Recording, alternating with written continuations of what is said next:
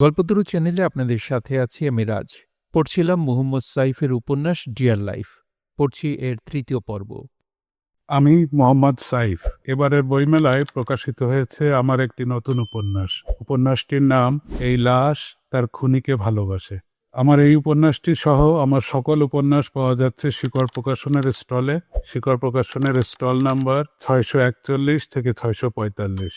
এই লাশ তার খুনিকে ভালোবাসে মূলত একটি প্রেমের উপন্যাস, তবে এখানে আছে দ্রোহ, আছে নিয়তি। ট্র্যাজিক এই উপন্যাসটি আপনাদের ভালো লাগবে, এটা আমার বিশ্বাস। নির্বাচনের আর দেরি নাই। একমাত্র ম্যাগি পারে আমাদের নির্বাচনে জেতাতে কিংবা হারাতে। আমাদের ডিটেকটিভরা তাই সারাক্ষণ ছায়ার মতো অনুসরণ করছে ম্যাগিকে। ম্যাগি এক কার্টুন বিয়ার কিনে বাসায় ফিরছে। ছোটখাটো একটা পার্টি হলো সে রাতে। ম্যাগির বেশ কয়েকজন বন্ধুবান্ধব এসেছিল সেই পার্টিতে। দামি দামি সব দোকানের ঠিকানা নিচ্ছে ম্যাগি বন্ধুদের কাছ থেকে, আর ফুরফুরে আমেজে নেচে বেড়াচ্ছে এদিক ওদিকে। বন্ধুদের চোখে ঈর্ষার আগুন দেখতে খুব ভালো লাগছে তার। এরই মধ্যে ম্যাগির কাছে বিরোধী দলের ফোন এলো কয়েকবার। ম্যাগি রিসিভ করল না। এখন সে ভীষণ ব্যস্ত। দুদিন পর ছবি নিয়ে এলো ম্যাগি। দিন, আমার টাকাটা দিন। এই যে ব্যাগ। সব $100 নোট দিবেন। I head $5 note. একটু বসুন, রিসিপশনিস্ট বলল। সোফায় বসে পানারাচ্ছে ম্যাগি, আর একটু পরপর অফিসের বাইরে যেয়ে সিগারেট ধরাচ্ছে। প্রায় 40 মিনিট পর পিটার এলো। সরি ম্যাগি, আজ আমাদের অ্যাকাউন্টস ম্যানেজার আসেনি। টাকাটা আজ রাতে দিতে পারবো না। আপনি 3 দিন পর আসুন। তবে আপনার হ্যামিল্টন আইল্যান্ডে হোটেল বুকিং আর প্লেনের টিকিট করে ফেলেছি। এই নিন পেপার্স। একটু হতাশ হলেও টিকিট দুটোর দিকে অনেকক্ষণ তাকিয়েছিল সে। 3 দিন পর অফিসের গেট খোলার সাথে সাথেই ঢুকে পড়ল ম্যাগি। এবার কঠিন গলায় রিসিপশনিস্ট বলল, আজ পিটার অফিসে নাই, 2 দিন পর আসুন। ম্যাগিকে ভীষণ বিধ্বস্ত লাগছে এখন। টাকাটা পাবার আগেই খরচ শুরু করেছে সে। একগাদা কাপড় চোপড়, ছেলের খেলনা, বেশ কয়েকটা ফার্নিচার অর্ডার দিয়েছে ম্যাগি। টাকাটা এখন তার স্বপ্ন না, প্রয়োজন। 2 দিন পর এসে ম্যাগি বলল, আজ আমার টাকাটা দিন প্লিজ, আমার খুব দরকার। ম্যাগি এখন টাকা দাবি করছে না, বরং ভিক্ষা চাইছে। পিটার আসেনি, কাল আসুন। আবার ধমকে সুরে কথাটা বলল রিসিপশনিস্ট মেয়েটা। সিটি মোটরসের অফিসে বসে কাঁদছে Maggie. Security guard 1 cup coffee রাখল তার পাশে। ম্যাগি ফিরেও তাকাল না কফির দিকে। চোখ মুছতে মুছতে বেরিয়ে গেল সে। বাসায় ফিরে বিয়ার আর সিগারেট নিয়ে বসল বারান্দায়। একটার পর একটা বিয়ার খাচ্ছে ম্যাগি। অনেক দূর থেকেও দেখা যাচ্ছে তার অস্থিরতা। আমাদের কাছে খবর আছে, আজ বিকেলে 2 জন লোক আসবে ম্যাগির বাসায়। তাদের একজন সাংবাদিক। ম্যাগি তার কাছে সেই ঘটনার পূর্ণ বিবরণ দিবে। ম্যাগির ফোন বাজছে। ফোন ধরছে না সে। 6-7 বার রিং হবার পর ফোন ধরল ম্যাগি। এ ফোনটা করেছে আমাদেরই একজন, মিথ্যা পরিচয় দিয়ে। রাগী গলায় ম্যাগি বলল, কে, কি চাই? টেলিফোনের অন্য প্রান্ত থেকে ঠান্ডা গলায় উত্তর এলো, আপনার হিতাকাঙ্ক্ষী। আপনি আজ যে পত্রিকায় ইন্টারভিউ দিবেন, আমি সেখানে চাকরি করি। পত্রিকায় আপনি ভেবেচিন্তে কথা বলবেন। আপনি যেসব কথা বলবেন সেগুলো কোর্টে পেশ করা হবে। মিস্টার ব্রাউনের নামকরা ব্যারিস্টার আপনাকে হাজারো প্রশ্ন করবে কোর্টে। পত্রিকার লোক আপনাকে ভুলিয়ে ভালিয়ে অনেক কথা বের করার চেষ্টা করবে, যেগুলো হয়তো সত্যি না। এতে তাদের গল্পটা রসালো হবে। কিন্তু 2 সপ্তাহ পর যখন নির্বাচন শেষ হবে, তখন এরা কেউ আপনাকে চিনবে না, না পত্রিকার লোক, না বিরোধী দল। কোর্টে আপনাকে একা একা লড়াই করতে হবে। আপনি যদি কোর্টে হারেন, তবে জেল, জরিমানা সবই হবে ঠিকমতো।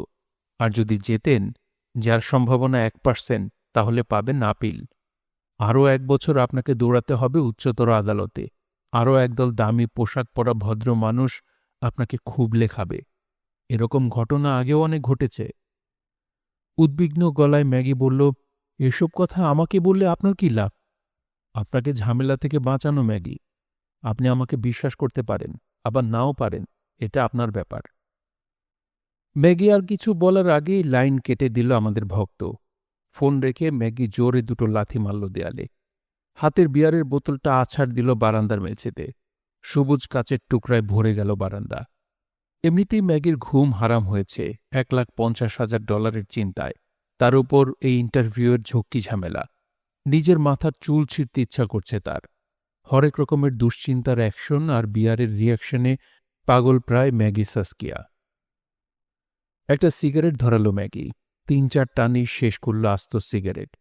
ঠিক তখনই একটা গাড়ি এসে থামল ম্যাগির বাসার সামনে। দুজন লোক নামল গাড়ি থেকে, একজন সাংবাদিক, অন্যজন বিরোধী দলের। লোক দুটো ঘরে ঢুকল ম্যাগির সাথে। কিছুক্ষণ পরেই ঘর থেকে ছুটে বের হলো লোক দুটো। তাদের পিছন পিছন ম্যাগি, ম্যাগির হাতে একটা ঝাড়ু। ম্যাগি চিৎকার করে বলছে, কুত্তার বাচ্চারা, হারামি, সব শালা ধান্দাবাজ, তোদের রাজনীতির আমি গুষ্টি কিলাই। এ ঘটনার পর আমি দেখা করলাম মিস্টার ব্রাউনের সাথে। তাকে বললাম, ম্যাগিকে নিয়ে আর চিন্তা নেই, সে এখন আমাদের নিয়ন্ত্রণে। এখন তাকে হ্যামিল্টন আইল্যান্ডে পাঠাবো আমরা। নির্বাচন শেষ হলে ফিরবে ম্যাগি।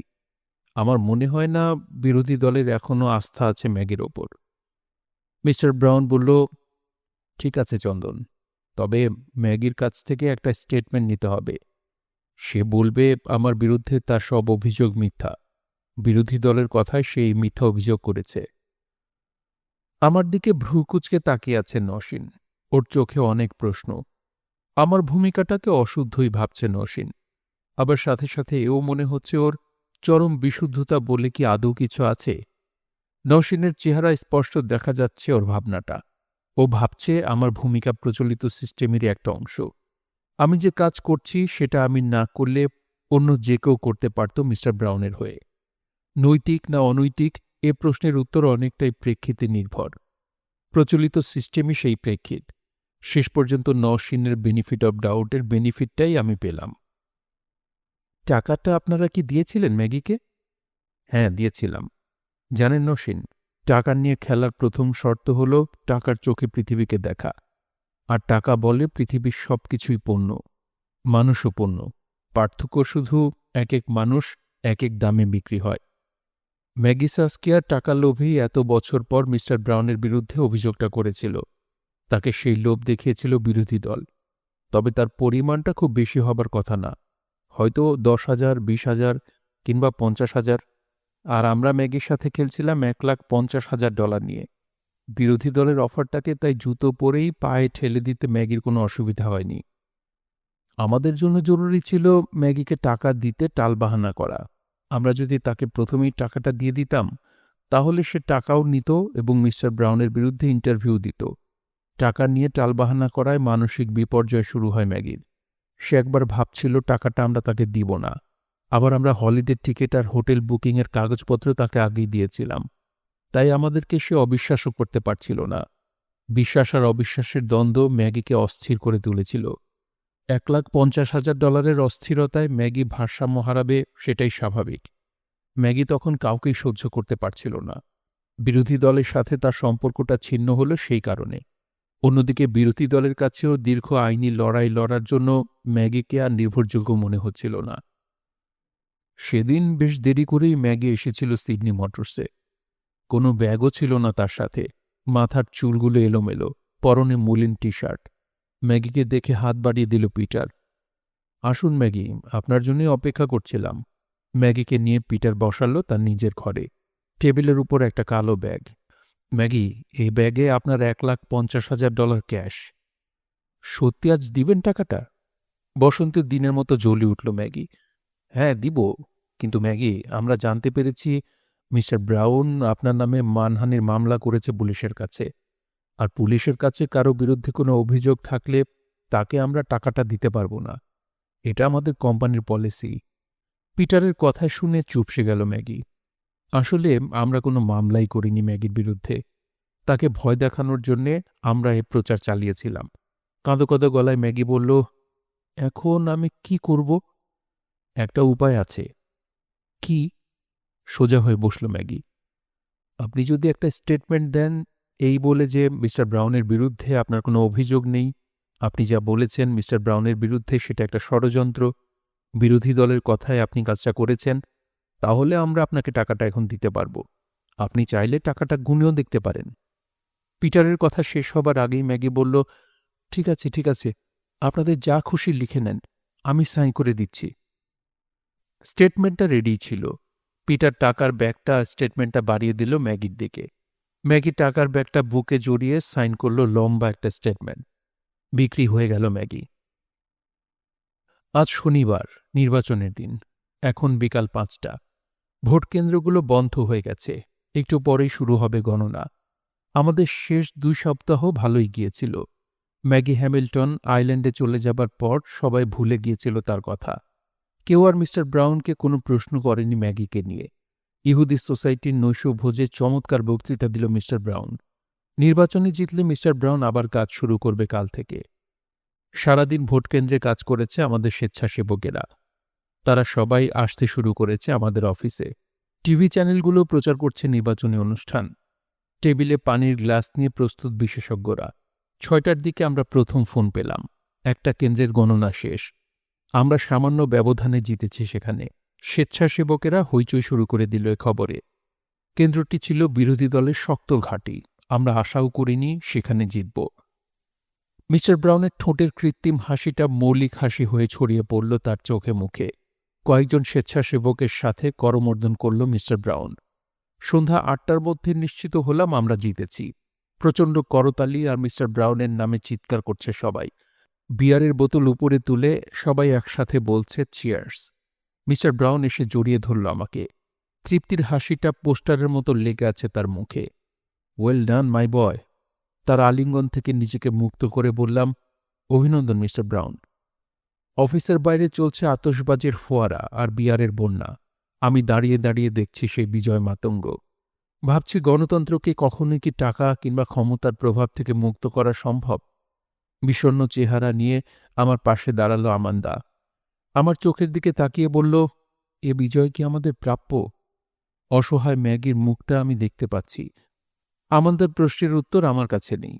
দুর্বলের ওপর সবলের কর্তৃত্ব মানবজাতির আদিম ইতিহাস। একে একে সবাই চলে গেছে। অফিসে শুধু আমি, আমান্দা আর মিস্টার ব্রাউন। মিস্টার ব্রাউন আমাদের নিয়ে বসালো তার ঘরে। একটা সিগারেট ধরিয়ে শরীরটা এলিয়ে দিল চেয়ারে। এক গাল ধোঁয়া ছেড়ে বলল, একটা গল্প শুনবে? আমরা কিছু বলার আগেই শুরু করল মিস্টার ব্রাউন। হাজার হাজার বছর আগের কথা। তখনও মানুষ মুদ্রা আবিষ্কার করেনি। পণ্য দিয়ে পণ্য বেচাকেনা করত মানুষ। হঠাৎ একদিন এক গ্রামে এলেন এক দেবদূত। সবাইকে ডাকলেন গ্রামের মাঠে। তারপর দেবদূত সবাইকে এক থালি করে মুদ্রা দিয়ে বললেন, এখন থেকে তোমরা এই মুদ্রা দিয়ে পণ্য বেচাকেনা করবে। এক থলি করে মুদ্রা নিয়ে সবাই ফিরে গেল যে যার বাড়িতে। কিছুদিন পর সেই গ্রামেরই একজন সবাইকে আবার ডাকল গ্রামের মাঠে। তার ডাকে সাড়া দিল গ্রামবাসীরা। সবাই জড়ো হলো মাঠে। লোকটা তখন একটা জাদু দেখালো সবাইকে। মুগ্ধ গ্রামবাসীরা ফেটে পড়ল হর্ষধ্বনি আর হাততালিতে। ওয়ান মোর রব উঠল চারদিকে। জাদুকর তখন বলল, আমি তোমাদের আরও অনেক জাদু দেখাতে পারি, যদি তোমরা সবাই আমাকে একটা করে মুদ্রা দাও। সবাই থলি থেকে একটা করে মুদ্রা বের করে দিল জাদুকরকে। মুদ্রাগুলো একটা বস্তায় পুরে অনেক জাদু দেখালো জাদুকর। হাসতে হাসতে বাড়ি ফিরল বিনোদিত গ্রামবাসীরা।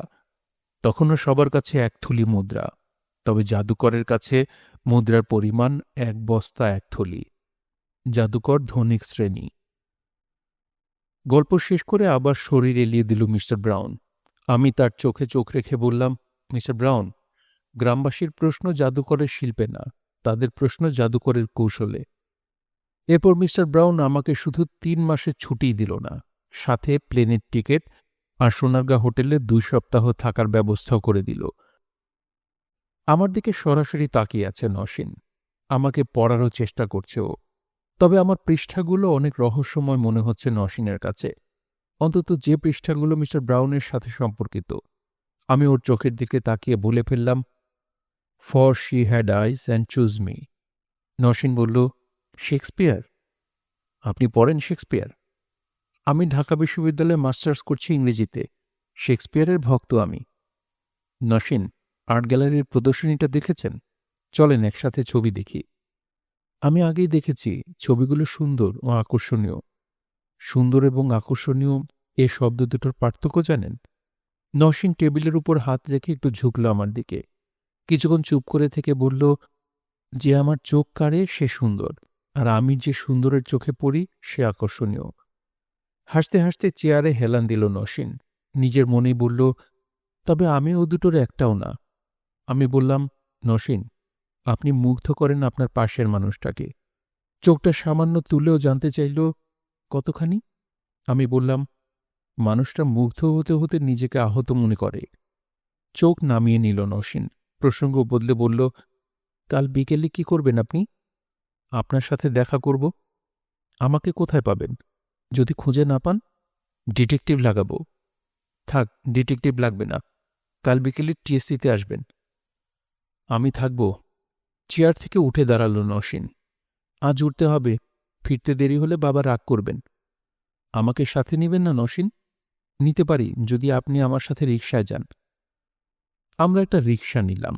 আমাদের মধ্যকার দূরত্ব কমে এলো। আমার আর নসীনের মাঝে মাত্র কয়েক সেন্টিমিটার পুরো একটা বাতাসের দেয়াল। বাতাসের সেই দেয়ালটাকে সরিয়ে ওর শাড়ির আঁচল আমার গায়ে এসে লাগছে একটু পরপর।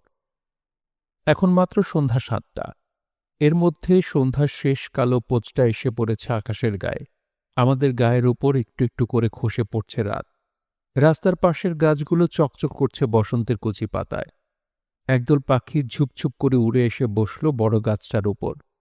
আমরা চুপচাপ শুনছি পাখিদের রাস্তার গল্প। একটা বাতাসের ঢেউ এসে পড়ল আমাদের গায়ের উপর। বুড়ো শীত অনেক চেষ্টা করছে আমাদের একটু কাঁপুনি দিতে, পারছে না। শিশু বসন্তের কাছে বারবার হেরে যাচ্ছে বুড়ো শীত। এই সময়ে আপনি কি করেন সিডনিতে? হয় টিভি দেখি, না হয় ব্যালকনিতে বসে থাকি। একা একা? না, আমরা অনেকেই থাকি। আমি আমি ঘর ভর্তি নিঃসঙ্গতা, কাপ ভর্তি কফি, টিভি ভর্তি মানুষ, আর একটু দূরে সাগর ভর্তি বাতাস ও সিগাল। আপনার ব্যালকনিতে কয়টা চেয়ার? কোনো চেয়ার নাই, শুধু একটা দোলনা। দোলনাটা কি অনেক বড়? হ্যাঁ, বেশ বড়। দোলনার একপাশে আমি বসি, আর অন্য পাশে সবসময় বসে থাকে একটা বড় পুতুল। আমি বহুবার ভেবেছি ওর একটা নাম দেব, কিন্তু নাম খুঁজে পাইনি। নসীন, আপনি একটা নাম দিবেন আমার পুতুলের? নসীন ওর চোখটা আকাশে ছড়িয়ে দিয়ে আমাকে যেন না শুনিয়ে বলল, পড়ে পাওয়া লাইব্রেরি কার্ড। তারপর নীরবতার সাঁকো অনেকক্ষণ জুড়ে রাখল আমাদের দুজনকে। নসীনের কথায় একটু নড়ে উঠল সাঁকোটা। আপনি কি প্রথম দর্শনে ভালো লাগায় বিশ্বাস করেন? অবশ্যই করি। কিন্তু প্রথম দর্শনে কি এত ভালো লাগা সম্ভব? নসীন, আপনি প্রথম দর্শনে কখনো বিরক্ত হননি? ও হেসে ফেলল আমার কথায়। হ্যাঁ, হয়েছি, বহুবার হয়েছি। তাহলে প্রথম দর্শনে ভালো লাগাও পেয়েছেন, তবে হয়তো স্বীকার করেননি। জানেন নসীন, আমরা আগে অনুভব করি, তারপর চিন্তা করি। আমাদের আনন্দ, কষ্ট, ভালোবাসা, এক কথায় সব আবেগীয় অনুভূতি হচ্ছে আমাদের মস্তিষ্কের লিম্বিক সিস্টেমের এক জটিল রাসায়নিক বিক্রিয়া, যার উপর আমাদের কোনো নিয়ন্ত্রণ নেই। মানুষের শরীর নামক এই অটোমেটিক মেশিনটার বেশিরভাগ অনুভূতি তার সহজাত প্রবৃত্তি। আমরা ইচ্ছা করলেও নিয়ন্ত্রণ করতে পারি না সেই অনুভবকে। যেভাবেই থাকি, আমরা হাসতে, কাঁদতে, ভালোবাসতে বাধ্য। যেমন আমি যদি জঙ্গলে বাস করি, তবে আমি প্রেমে পড়ব বাঘ, সিংহ, হরিণ কিংবা বানরের। বেশ মজা পেয়ে নসীন বলল, যেমন টারজান?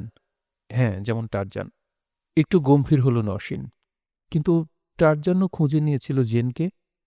নারী ছাড়া সে অসম্পূর্ণ। ওকে রাগাতে আমি বললাম, টারজান একটা মেয়েকে খুঁজে নিয়েছিল, কারণ একটা বানর সাথে না থাকলে টারজান চলতেই পারত না। নসীন ওর হাতের গোল করা কাগজটা দিয়ে একটা বাড়ি দিল আমার পায়ে। নসীনের প্রথম পরোক্ষ স্পর্শ পেলাম আমি। হাত দিয়ে ঢেকে রাখলাম জায়গাটা, যেন বাতাসে ধুয়ে না যায় ওর স্পর্শের চিহ্নটা। দূর থেকে দেখতে পাচ্ছি নসীন বসে আছে টিএসসিতে, সাথে আরও ২০-২৫ জন ছেলেমেয়ে। নসীন আমাকে পরিচয় করে দিল সবার সাথে। ওরা সবাই একটা বামপন্থী ছাত্র সংগঠনের সদস্য। আমার চেয়ে ১-২ বছরের ছোট একটা ছেলে ওদের নেতা। সবাই তাকে শাহিদ ভাই বলে ডাকছে। হালকা পাতলা চেহারা শাহিদের। গুছিয়ে কথা বলায় বেশ দক্ষ মনে হলো শাহিদকে। আমাকে বসতে বলল শাহিদ ওদের সাথে। চন্দন ভাই, থাকেন কিছুক্ষণ আমাদের সাথে, দেখুন আমরা সঙ্গী হিসেবে কেমন। শাহিদ ছোটখাটো একটা বক্তৃতা দিল। সরকার বিরোধী আন্দোলন কেন জরুরি, সেটাই বক্তৃতার বিষয়। কাল আবার হরতালের ডাক দিয়েছে সম্মিলিত বিরোধী দল। নরসিংদের ছাত্র সংগঠনটি সমর্থন করে এই হরতাল। কাল ওরা পিকেটিং করবে টিএসসি এলাকায়। শাহিদ সবাইকে বুঝিয়ে দিচ্ছে কাকে কি করতে হবে। শাহিদের কথা শেষ হলে নরসিং বলল, আমি এখন উঠব শাহিদ ভাই, একটু নিউ মার্কেটে যেতে হবে। ঠিক আছে রিঙ্কি, তুমি যাও, কাল সকাল সকাল চলে এসো। একটা রিকশা নিয়ে যাচ্ছি আমি আর নসীন। নিউ মার্কেটে কেন যাবেন নসীন? আমি আসলে উঠতে চাচ্ছিলাম, তাই বলেছি নিউ মার্কেটের কথা। আমরা এখন রিকশা নিয়ে ঘুরব আর আপনার গল্প শুনব। নসীন, আপনার মনে হচ্ছে না আমি আপনার দাদি আর আপনি বারবার আমার কাছে গল্প শোনার বায়না করছেন? ও খিলখিল করে হেসে ফেলল আমার কথায়। আমি বললাম, আজ আপনার কথা বলুন। নসীন বলল, আমার বলার মতো তেমন কোনো কথা নাই। মধ্যবিত্ত বাবা মার একমাত্র সন্তান, ঢাকা বিশ্ববিদ্যালয় থেকে ইংরেজিতে মাস্টার্স পরীক্ষা দিয়েছি, এখনও রেজাল্ট বের হয়নি। বাবার ডায়াবেটিস, মার ব্লাড প্রেশার, মাঝে মধ্যে তাই আমাকেই রান্না করতে হয়। বাবার ইচ্ছা আমি বিসিএস পরীক্ষা দিয়ে সরকারি চাকরি করি। মোটা একটা বিসিএস প্রিলিমিনারি গাইড কিনে দিয়েছে বাবা। শুক্রবার সকালে বাসায় থাকলে আমি বাবার মাথার পাকা চুল তুলি আর বাবা বিসিএস গাইড থেকে আমাকে পড়া জিজ্ঞাসা করেন। যেমন সুন্দরবনের তিতলি পাখির সংখ্যা কত, রানী ভিক্টোরিয়া প্রথম প্রেমে পড়ে কত সালে, এইসব। আমি উত্তর দিতে না পারলে বাবা বকা দেয় আর আমি বাবার কাঁচা চুল তুলি। আমার বিসিএস গাইডের নাম সুপারসনিক বিসিএস গাইড। ব্যাস, আমার কথা শেষ। এবার গল্প বলুন। নসীন, আপনি আমার চেয়ে 5 বছরের ছোট। আপনাকে তুমি করে বলতে পারি? নিশ্চয়ই। নসীন, তোমাকে একটা আল্ট্রাসনিক ভাবের বই দিলে পড়বা? হ্যাঁ, পড়ব। ওর আগ্রহ দেখে আমি বইটা দিলাম ওকে। এরিন মর্গেনস্টার্নের দ্য নাইট সার্কাস। আমি সবাইকে বই উপহার দিই কেন জানো নসীন? কেন? বই এমন একজন বন্ধু যাকে তুমি ফেলে রাখতে পারো চরম অবহেলায়। সে অপেক্ষা করবে তোমার জন্য। তুমি যখনই তার কাছে যাবে, সে তখনই তোমার হয়ে উঠবে। আর তার চেয়েও বড় কারণ, বই উপহার দিতে খরচ অনেক কম। কেউ সাহস করে বলতেও পারে না উপহারটা তার পছন্দ না। আবার তুমি চাইলে একটা পূর্ণদৈর্ঘ্য সিনেমাও দেখাতে পারবে বিজ্ঞাপন ছাড়া। আমার কথা শেষ হলে নসীন বলল, বইয়ের আরও একটা গুণ আছে। ইথার যেমন শব্দ বহন করে, বই বহন করে প্রেমপত্র। নসীন উল্টে পাল্টে দেখছে বইটা, ভিতরে কোনো চিঠি আছে কিনা। ওর কাণ্ড দেখে বহুদিন পর প্রাণ খুলে হাসলাম আমি। নসীন, তুমি একটা মজার মেয়ে। তুমি হুল ফোটালেও সুরসুরি লাগে। আমার সাথে সাথে নসীনও হাসছিল। হঠাৎ হাসি থামিয়ে ও তাকালো আমার চোখের দিকে। কেন নাই বইটার ভিতরে একটা কাগজ? আমি কিছুক্ষণ তাকিয়ে রইলাম ওর দিকে। নসীন অনেকগুলো চিঠি দেখতে পেল আমার চোখে। প্রায় 25-30 সেকেন্ড ধরে ও পড়ল চিঠিগুলো। তারপর নসীন চোখ রাখল আকাশে। ওর খোলা চুলের কয়েকটা বাতাসে উড়ে আমার মুখের উপর পড়ছে। নসীন, হুম? পেয়েছ? কি? চিঠি? আমাকে নীলখামে না দিলে আমি নিব না আপনার চিঠি। নসীন, তোমার হাতটা দাও। কি করবেন? চিঠি লিখব। নসীন ওর হাতটা দিল আমাকে। ওর হাতের তালুতে একটা ছবি এঁকে দিলাম। সৈকতের বালুর মতো নরম ওর হাতের তালু। আমার আঙুল সেই বালুতে দাগ কেটে কেটে বানানো। একটি নদী, একটি কাশফুলের ক্ষেত আর একটা চাঁদ। কি লিখলেন আমার হাতে? ছেলেটা একটা নদী কিনল মেয়েটার জন্যে। তারপর বানালো কাশফুলের দোতলা বাড়ি। ওদের কাশফুলের ঘরে খড়ের বিছানা। একদিন চাঁদের রোদ এসে পড়ল ওদের গায়ে। চাঁদের আবার রোদ হয় নাকি? হ্যাঁ হয়, যেমন তোমার রূপ আমাকে পুড়িয়ে দেয়। নসীন ওর হাতটা ছাড়িয়ে নিল আমার হাত থেকে। কোলের উপর রাখা বইটার উপর হাত রেখে বলল, আপনাকে দেখার আগে আমি কোনোদিন টর্নেডো দেখিনি। নসীন, কাল কি আমি তোমাদের সাথে পিকেটিং করতে পারি? আপনি কেন পিকেটিং করবেন? তাছাড়া পুলিশের মার খেতে হতে পারে। তুমি পারলে আমি কেন পারব না? আচ্ছা ঠিক আছে, এখন গল্প বলুন। বলতে পারি যদি তুমি আমার সাথে আজ ডিনার করো। অনেক রাত হয়ে যাবে না? না না, 8টার মধ্যেই তোমাকে বাসায় দিয়ে আসব। নসীনকে নিয়ে গেলাম আমার হোটেলে। সোনারগাঁয়ে প্রথম এলো। একটুও স্বাভাবিক হতে পারছে না নসীন, শুধু এদিক ওদিক দেখছে। ওকে নিয়ে বসলাম একটা টেবিলে। বাচ্চাদের মতো করে নসীন বলল, আল্লাহ দেখেন, এক ঘর সাদা মানুষ। এত সাদা মানুষ আমি একসাথে আগে কখনো দেখিনি।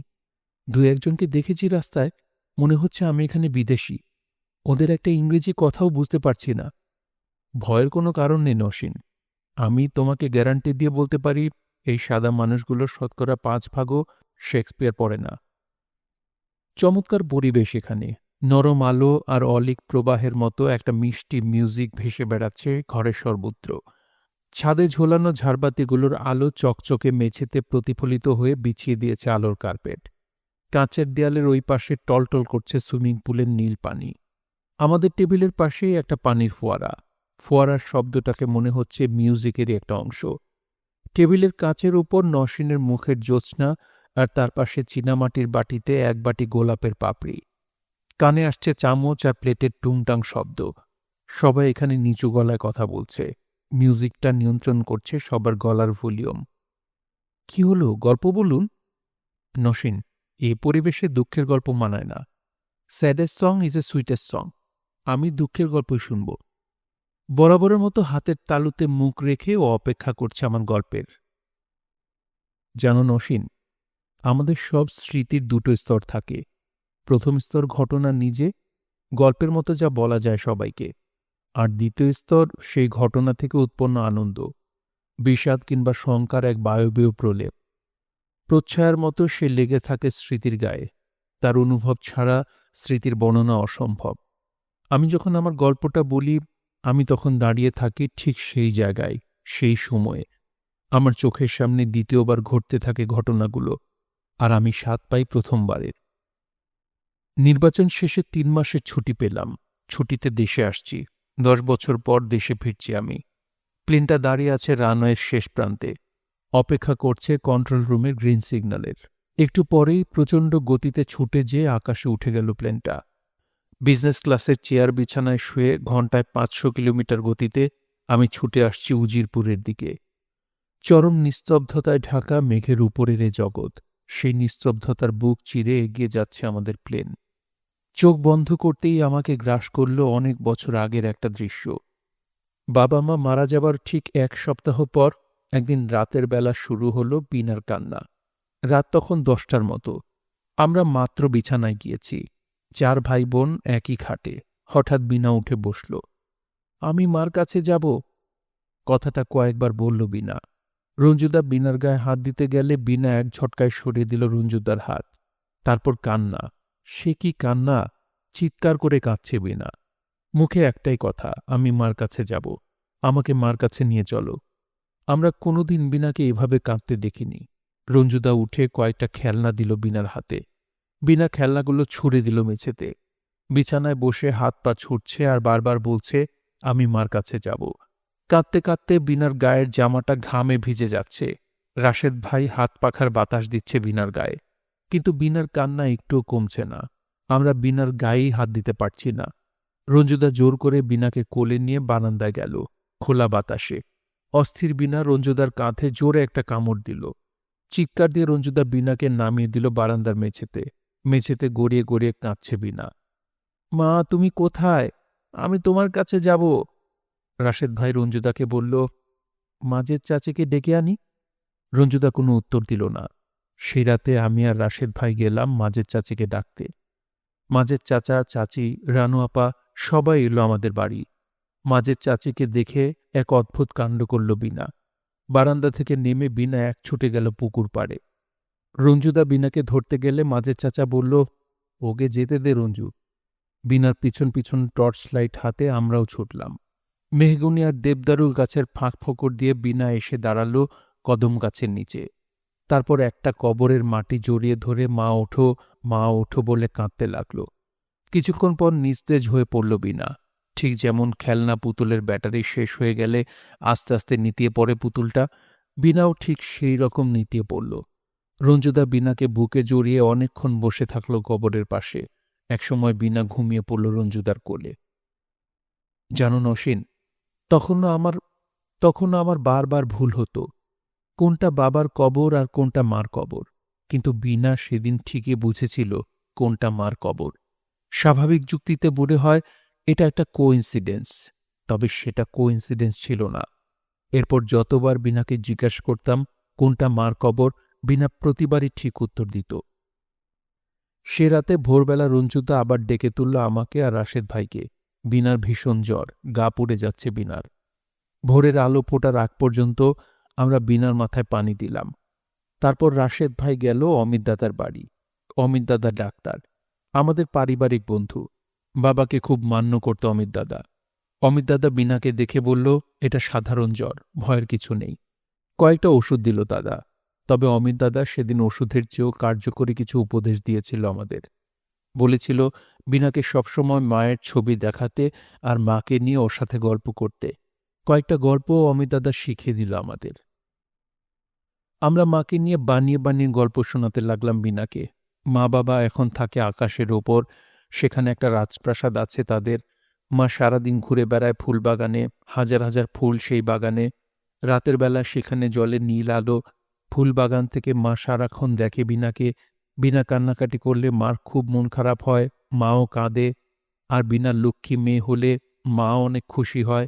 রাতের বেলা মা এসে চুমু দেয় বিনার কপালে, বালিশের নিচে রেখে যায় চকলেট। রঞ্জুদা প্রায় রাতের বেলা বিনার বালিশের নিচে একটা চকলেট রেখে দিত। ঘুম থেকে উঠে বিনা চকলেট হাতের নিচে বেড়াতো সারা বাড়ি। চিৎকার করে আমাদের বলতো, মা আমাকে চকলেট দিয়েছে, মা আমাকে চকলেট দিয়েছে। প্রথম প্রথম বাবা মাকে নিয়ে বানিয়ে বানিয়ে গল্প বলতে খুব কষ্ট হতো আমাদের, বুকটা ফেটে যেত।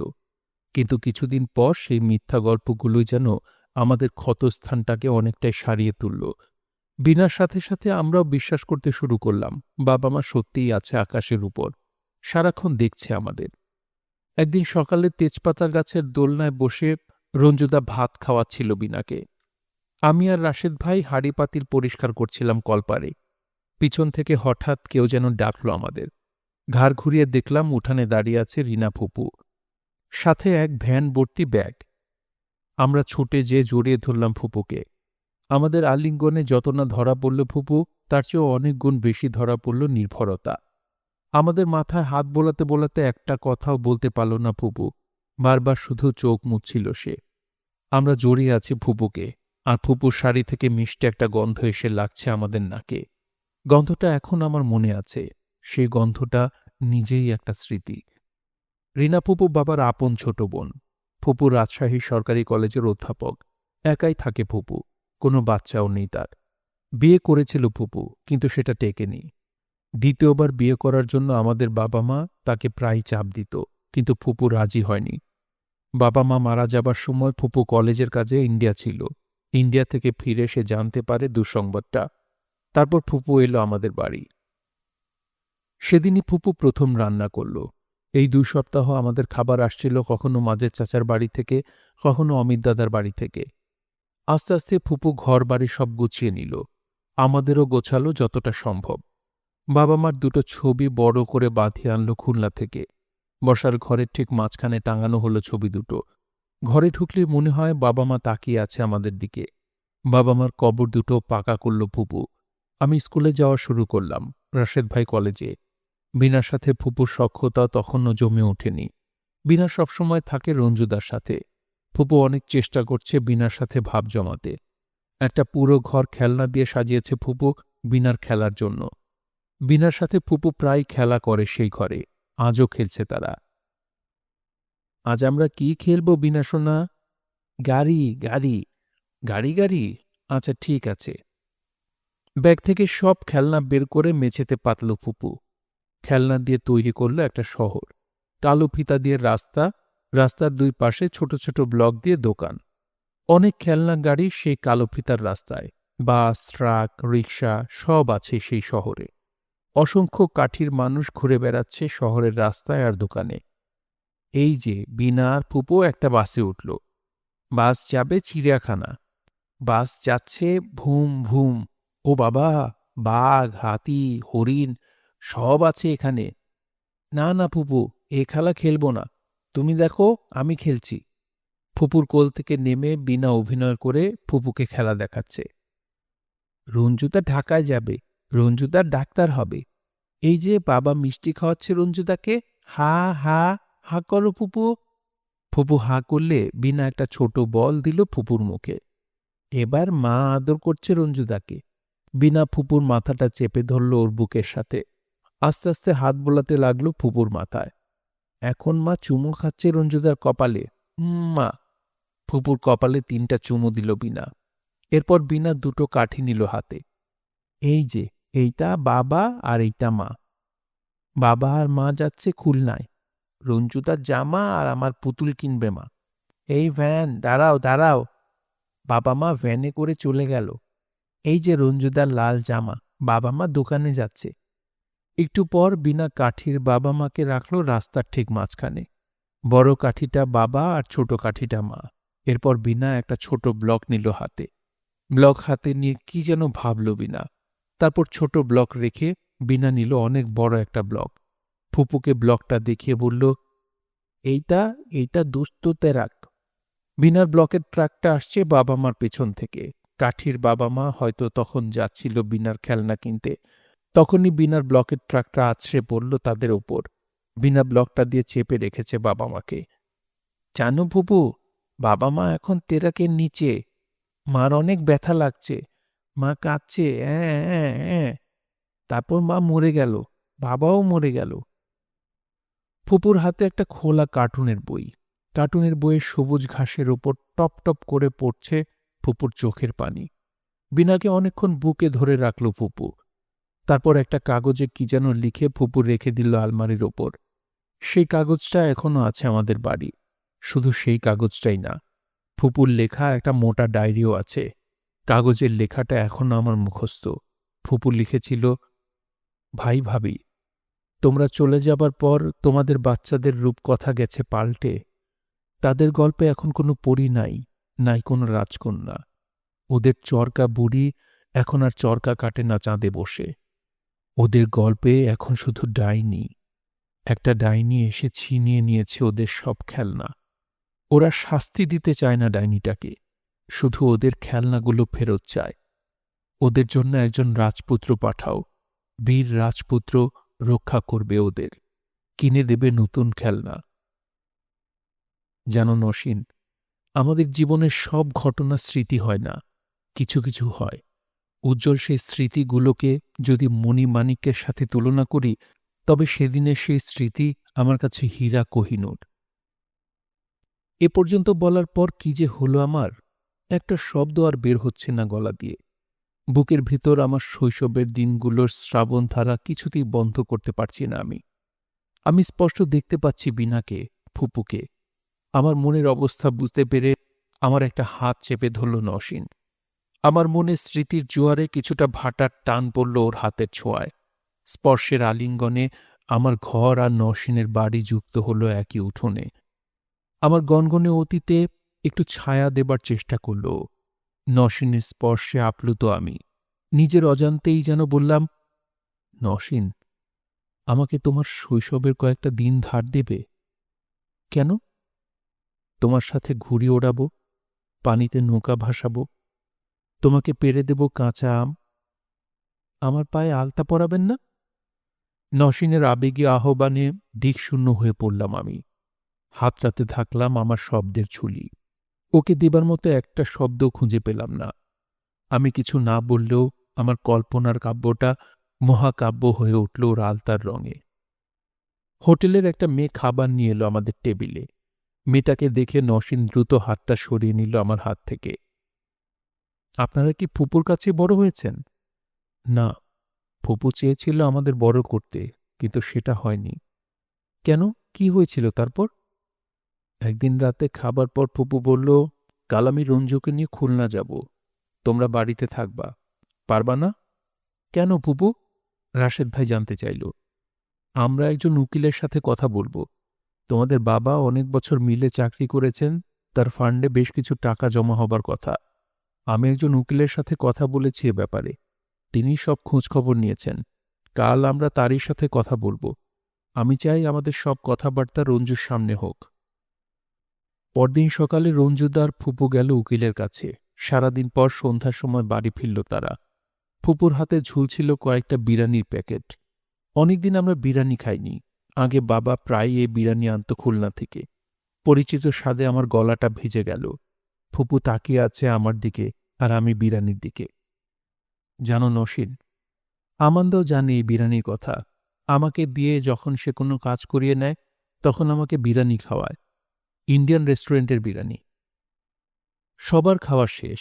ফুপু বিনাকে ঘুম পাড়িয়ে দিয়েছে। আমি তখনও খাচ্ছি।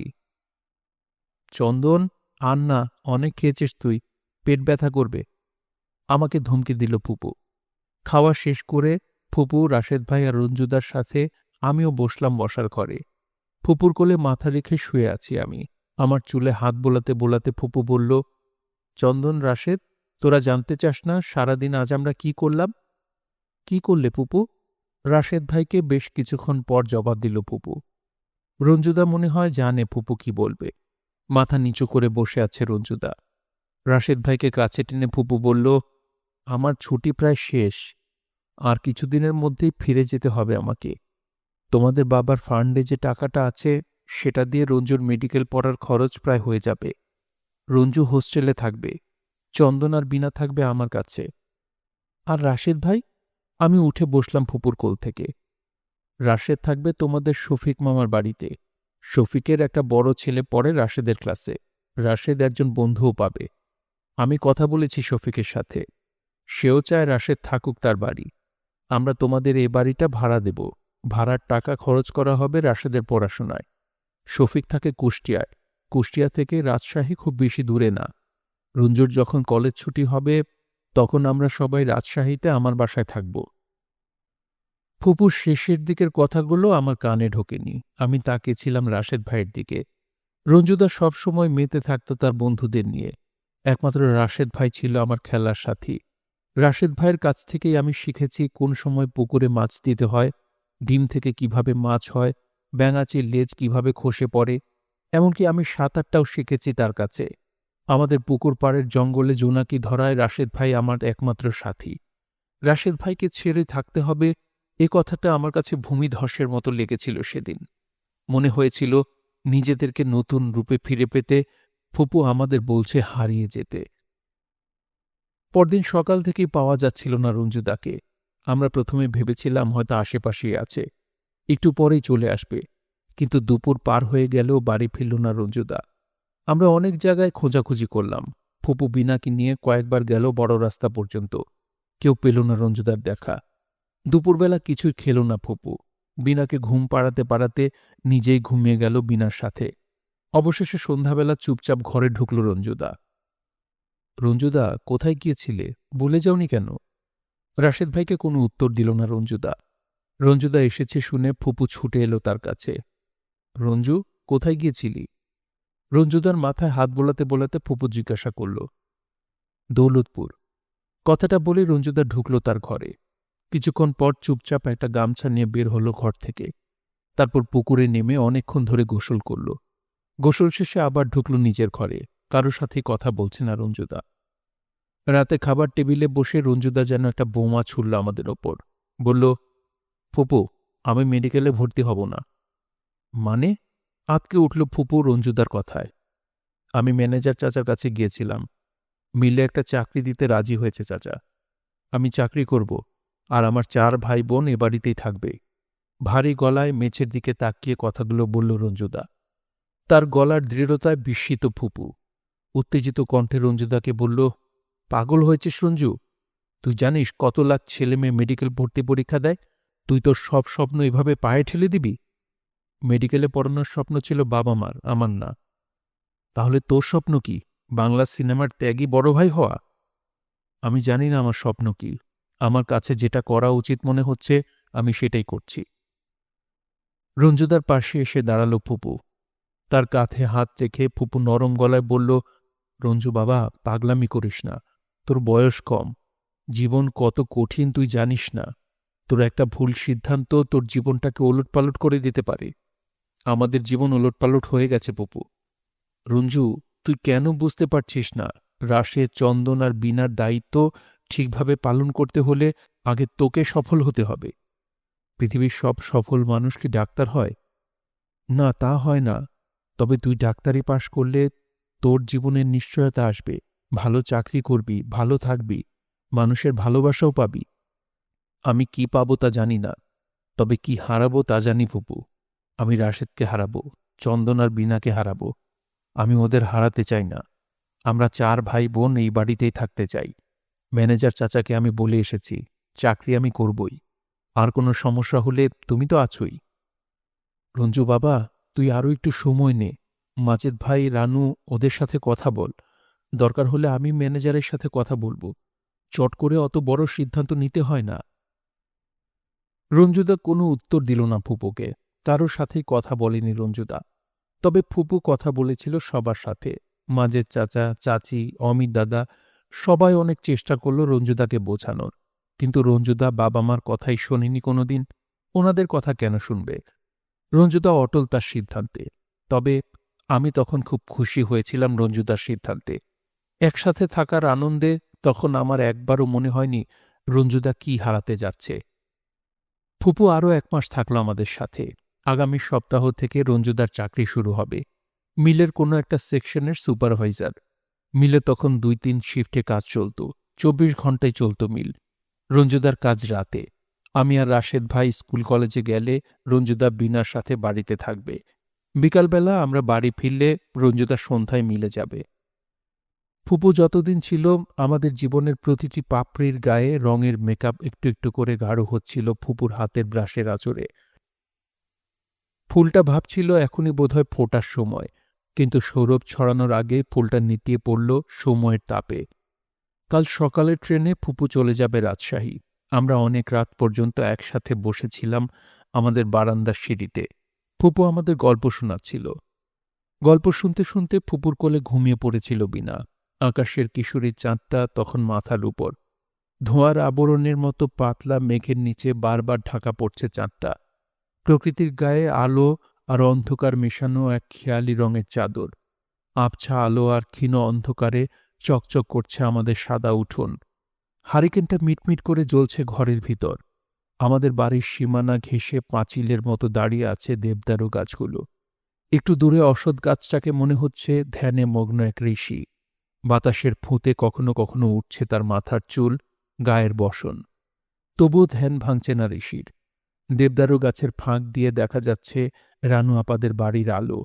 মাজেদ চাচা বোধহয় এখন বাড়ি ফিরেছে দোকান থেকে।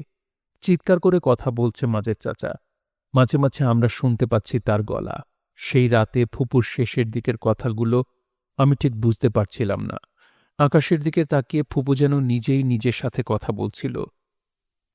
আমরা সেদিন এক ঘরেই ঘুমালাম সবাই। ফুপু একটুও ঘুমায়নি সে রাতে। সারা রাত এটা সেটা করল ফুপু। ফজরের নামাজ পড়ে আমাদের জন্য রান্না করল সে। একটা কথাও বলছে না ফুপু। এমনকি সকালের নাস্তার টেবিলও বিনাকে কোলে নিয়ে ফুপু চুপচাপ বসেছিল। অবশেষে রঞ্জুদা আর রাশেদ ভাই ফুপুর ব্যাগগুলো গুছিয়ে নিয়ে দাঁড়ালো উঠানে। ফুপুর সাথে আমরা যাব ট্রেন স্টেশনে। ঘর থেকে সবার শেষে বের হল ফুপু। সে উঠানের মাঝখানে দাঁড়িয়ে অনেকক্ষণ ধরে আমাদের বাড়িটার দিকে তাকিয়ে আছে। আমি তাকিয়ে আছি ফুপুর চোখের দিকে। একটা বরফ টুকরার গায়ের মতো ফুপুর চোখের দেয়াল থেকে আস্তে আস্তে পানি গলে ভরে যাচ্ছে তার চোখের ট্রে। উপচে পড়া সেই পানির ধারা এখন তার গালের উপর। এর আগে আমি কোনোদিন কারো খোলা চোখ পানিতে ভরে উঠতে দেখিনি। ফুপু আমাদের জড়িয়ে ধরে বলল, "এ রাক্ষসপুরীতে তোদের একলা ছেড়ে দিলাম, আমাকে তোরা ক্ষমা করিস।" ফুপুর সাথে আমরা হাঁটতে হাঁটতে যাচ্ছি নদীর ঘাটে। রঞ্জুদার কাঁধে ২টা ব্যাগ, রাশেদ ভাইয়ের কাঁধে একটা, আমার হাতে ফুপুর হাত ব্যাগ আর ফুপুর কোলে বিনা।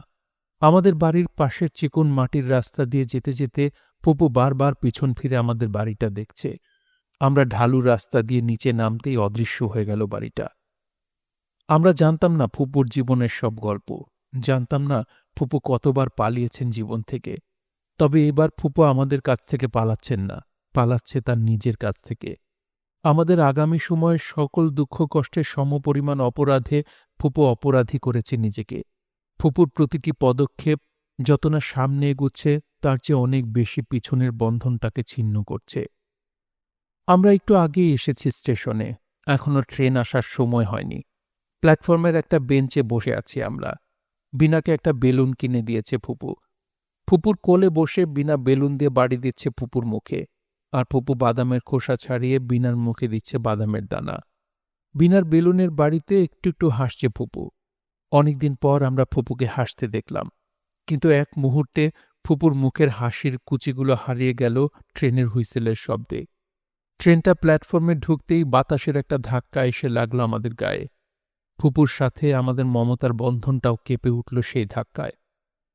ফুপু ট্রেনে ওঠার সময় বিনা কিছুতেই নামতে চাচ্ছিল না ফুপুর কোল থেকে। রঞ্জুদা চেষ্টা করল বিনাকে নিতে, পারল না। বিনা আরও জোরে জড়িয়ে ধরেছে ফুপুর গলা। অবশেষে রাশেদ ভাই জোর করে ফুপুর গলা থেকে ছাড়িয়ে নিল বিনার হাত দুটো। স্নেহ আর কর্তব্যের দায় থেকে মুক্তি পেল ফুপু। তবে অক্ষমতার যন্ত্রণায় ভরে উঠেছিল তার চোখ। ঝাপসা চোখে ফুপু দাঁড়ালো ট্রেনের দরজায়। একটু পরেই নড়ে উঠল ট্রেনটা। দরজায় দাঁড়িয়ে হাত নাড়ছে ফুপু। ফুপুকে দেখে আমিও হাত তুললাম, তবে নাড়াতে পারলাম না। একটু একটু করে গড়াচ্ছে ট্রেন। ফুপু আর আমাদের মধ্যকার দূরত্বটাও বাড়ছে একটু একটু করে। দেখতে দেখতে অদৃশ্য হয়ে গেল ফুপু। আমাদের ওপর থেকেও সরে গেল শেষ ছায়াটা। শুনছিলেন মুহম্মদ সাইফের উপন্যাস ডিয়ার লাইফ। পড়ছিলাম এর ৩য় পর্ব। উপন্যাসটি কেমন লাগছে অবশ্যই কমেন্ট করে জানাবেন। ভালো লাগলে একটি লাইক করবেন, চ্যানেলে শেয়ার করতে পারেন। সবাই ভালো থাকবেন, সুস্থ থাকবেন এবং গল্পতরুর সঙ্গে থাকবেন। ধন্যবাদ।